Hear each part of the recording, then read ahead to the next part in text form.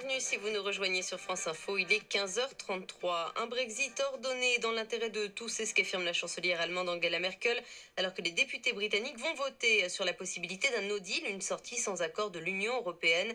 Ils ont rejeté hier soir l'accord de sortie conclu par Theresa May avec l'UE.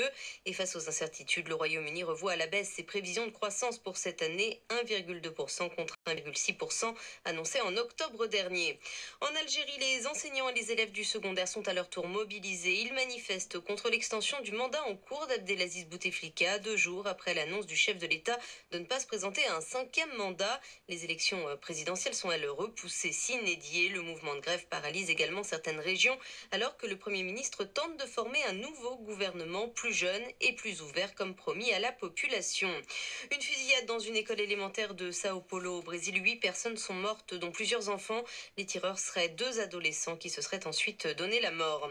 15 ans après l'effondrement du terminal 2E de l'aéroport de Roissy, le groupe Aéroport de Paris est condamné à la peine maximale de 125 000 euros d'amende. 3 sous-traitants sont également condamnés à des amendes de 100 000 à 150 000 euros.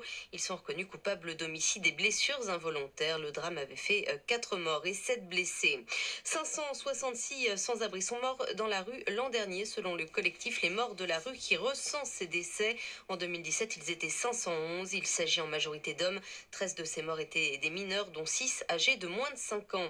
Pour l'avocat de la famille d'Adama Traoré, les magistrats doivent tirer les conséquences de la contre-expertise médicale présentée lundi par la famille du jeune homme et poursuivre les gendarmes. Sur France Info, il assure que ce rapport conclut qu'il n'existe qu'une seule cause de la mort, les conditions d'interpellation. Adama Traoré est mort 2 heures après son interpellation le 19 juillet 2016. Les juges d'instruction ont terminé leurs investigations sans prise en examen. Le syndicat national des gynécologues obstétriciens de France menace d'une greffe des IVG s'il n'est pas reçu par la ministre de la Santé. Une menace dénoncée par le collectif Oser le féminisme qui dénonce sur Twitter un délit d'entrave et appelle l'ordre des médecins à s'en saisir. Un quart des morts prématurées et des maladies dans le monde sont liées aux pollutions et aux atteintes à l'environnement causées par l'homme. C'est ce que révèle l'ONU dans un rapport sur l'état de la planète. Il souligne aussi un fossé grandissant entre pays riches et pays pauvres. La surconsommation et le gaspillage alimentaire au nord accélèrent la famine, la pauvreté et les maladies au sud. En football, Lyon n'a pas d'autre choix ce soir que de s'imposer face au FC Barcelone en 8e de finale retour de la Ligue des Champions. À l'aller, les deux équipes avaient fait un match nul 0 partout, coup d'envoi à 21h.